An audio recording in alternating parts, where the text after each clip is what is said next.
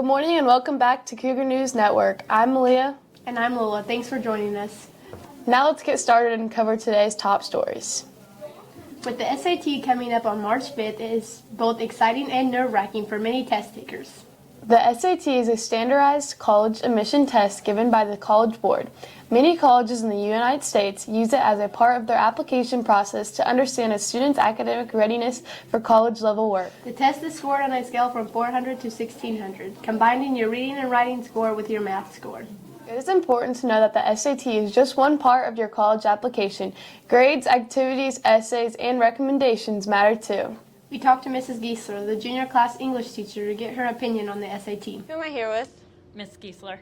What do the 73s mean in the junior hallway?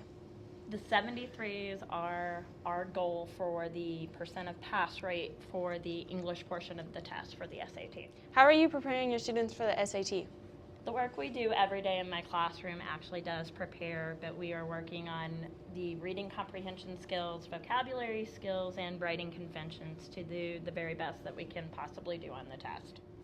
What is one piece of advice you would give to your students? The most important piece of advice that I would give them in preparing for the test is to just go in and do the very best that they can possibly do, because that's all we can ask of them.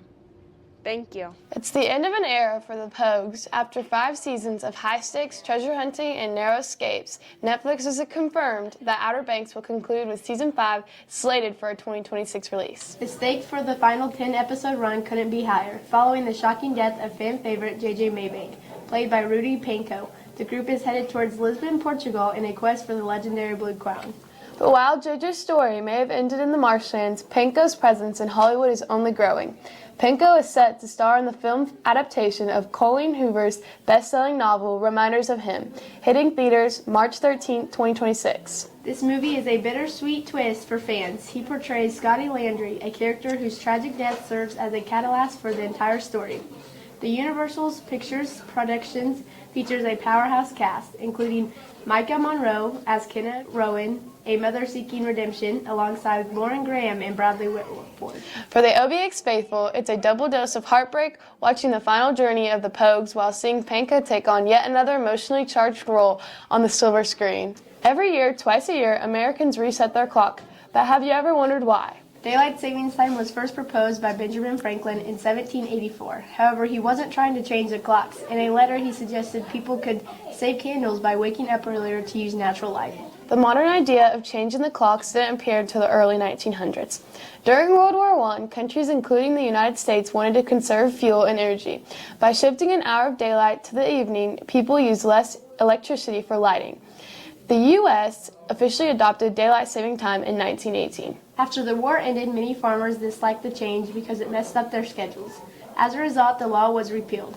For years, different states and cities chose their own schedule, which created confusion, especially for train companies and broadcasters. Daylight saving time returned during World War II when it was called wartime.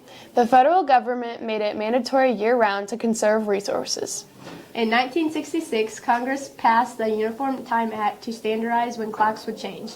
Today, most states follow daylight saving time, beginning in March and ending in November. However, states like Hawaii and most of the Arizona do not observe it. Today, the debate continues. Some people argue it saves energy and provides more evening daylight for activities. Others believe it disrupts sleep and offers little energy benefit. Several lawmakers have proposed making daylight saving time permanent, but no nationwide change has been finalized. More than 100 years after it began, daylight saving time remains a topic of discussion, and twice a year we're reminded of its impact when we either lose or gain an hour of sleep. That's it for this week's weekly update. See you next time. And roll Cougs.